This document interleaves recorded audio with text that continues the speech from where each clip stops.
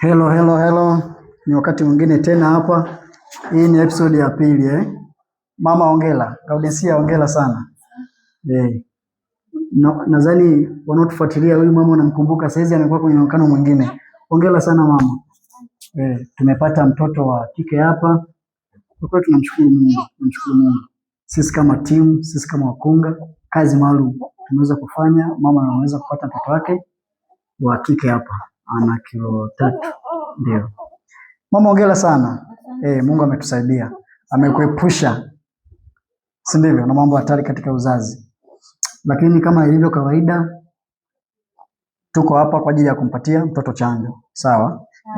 Lakini pia tutampatia dawa ya macho tunaita tetracycline kwa ajili ya kumzuia mtoto. Si ndivyo? Amepita kwenye njia ambayo sio salama sana. Sawa? Kwa hiyo hii ni kawaida. Tutafanyaje? Tutapatia mtoto chanjo. Hii ni faida ya mazoezi Nakumbuka video ile ya kwanza mama alikuwa anafanya mazoezi, sasa mazoezi yamezaa matunda. Nadhani kila mmoja anamuona mtoto nampatia chanjo hapa. Opivizilo punde tu baada ya kuzaliwa. Mtoto lazima apate opivizilo.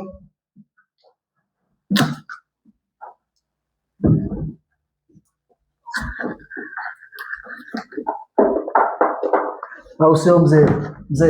Sawa. Mambo yanaenda Mambo yanaenda. Lazima mtoto apate nini? Mungu anasaidia.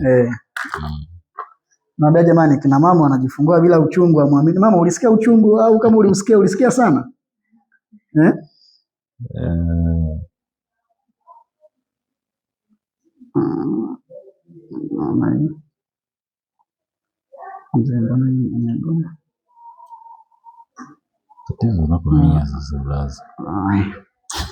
Tayari hapo mtoto tumeshampatia opivizilo, tunaita opivizilo hiyo, asipate. Hii ni kinga nini? Ya kupooza. Sawa. Sio kwamba ana ugonjwa kupooza, ni kwa ajili ya kama kinga ya kuweza kumsaidia asipooze. Lakini pia tutampatia tetracycline kwa ajili ya mama mtoto asipate shida ya macho kwa hapo baadaye.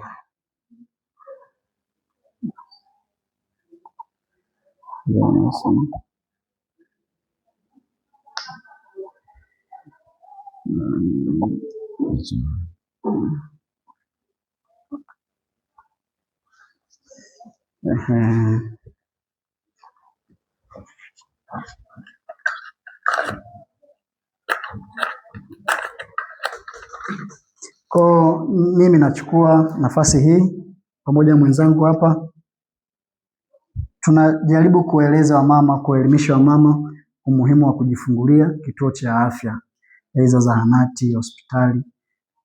Tujifungulie katika sehemu ambazo kuna huduma za uhakika za mama na mtoto. Katika jamii yetu hii tuna mama wengi wamekuwa wakijifungulia nyumbani, tunawashauri na ndio maana tunatengeneza video za namna hii ili wamama waweze kuelewa umuhimu wa kujifungulia katika kituo cha afya. Kwa mbele yetu hapa tumepata mtoto, tunamshukuru Mungu. Mama anaendelea vizuri pamoja na mtoto. Tunamshukuru sana Mungu. Mazoezi yametoa matunda.